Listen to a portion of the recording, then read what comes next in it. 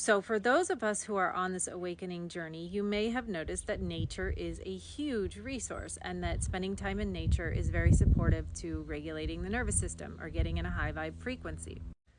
But as you're visiting these nature spots, you may find that in some places, Mother Earth herself is super traumatized. When I go to the river or to the ocean, I like to bring an offering, or at the very, very least, speak words of gratitude into the water. Say, thank you, beautiful water. Thank you, living water. Thank you, healing water. And this also amplifies the healing effects that the water has on you. The water is alive and it can hear you. You can talk to it like it's your friend. So, for these traumatized spots or spots where things happened, like human sacrifice, like where I live in Mexico, or massacres, like all over the United States, there's a lot of spirits on the land that need to be witnessed and honored. So, a few years back, before I moved to Mexico, I was living in a little gold mining town in California called Nevada City. And as soon as I drove into the town to check out houses for rent, I drove past a place and I was like, ooh, this place is haunted AF. Also, you can feel it like taking the train through Germany and things like that. Like some places are just like, ooh, what happened there? So, in cases like that, like what I did in Nevada City, there were places where Chinese miners were enslaved, and there was one really bad thing that happened where there was an earthquake and they were working underground, and like 30 Chinese miners died and were not given a proper burial.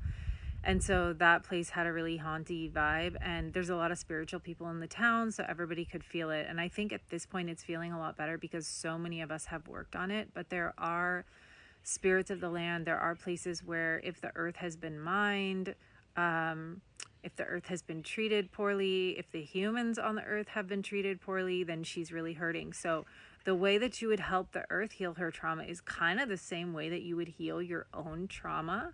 You would have to sit with it and witness it and then allow it to move through. So how do you let trauma move through? Trauma is just anything that's too big to digest in the moment. It's anything that makes you go, ugh, and then like freeze and have to like compartmentalize or break off, or like you can't deal with it at the moment.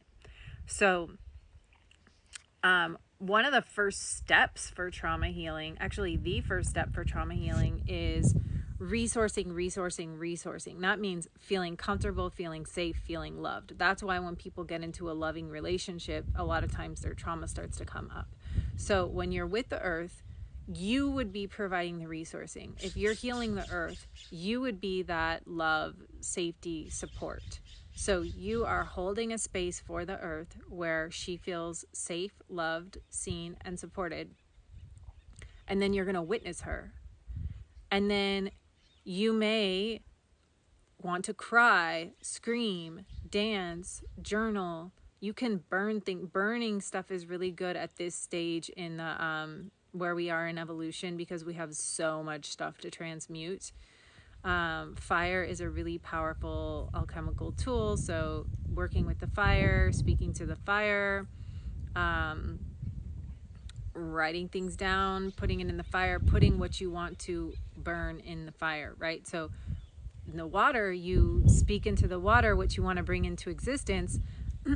You can speak into the fire what you're ready to let go of. So you can dance as if you were the earth. Like, you know how you would do like a somatic healing with yourself. So you would say, okay, like say you were going to process a grief, you would set a timer. You say, okay, for the next hour, or for today all day, or for the next few hours, I'm creating a container for myself. I'm going to put on this music. I'm going to move my body in any way. It doesn't have to be pretty. It doesn't have to be cute. I'm just going to let this energy move through me, right? And then you can dance for grief or something like that. You set an intention, or dance for your goals or your hopes or your dreams or your anger or your boundaries. You can dance for whatever you want, and that's a way to bring it into embodiment. So similarly, you can dance on behalf of the earth because you are a piece of dirt, a walking, talking Mother Earth. You are as beautiful as her when you laugh and when you hurt. So you can do it on her behalf. You can dance for her. You can dance for whatever you want. And that's a way to bring it into embodiment. So similarly, you can dance on behalf of the earth because you are a piece of dirt, a walking, talking Mother Earth. You are as beautiful as her when you laugh and when you hurt. So you can, you can do it on her behalf. and she really needs it right now. And like there's certain places, like I'll bring salt for the rocks. Like if there's a place that has been traumatized, just how I would take a salt bath, I'll bring salt for the earth. Anything you would do for yourself, you can do for the earth.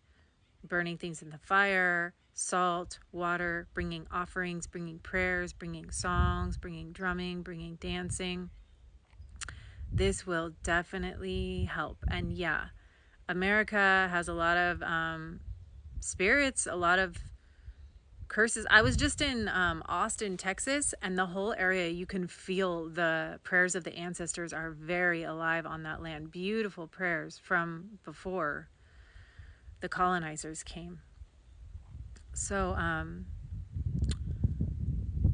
yeah, the earth is alive. Let's help her heal. She helps us too, you know, so it's important to say thank you when we're receiving that healing from her. And thank you for this question and this comment. And I appreciate you being on this journey with me and tuning into the page. Thank you so much. Check out the links in my bio.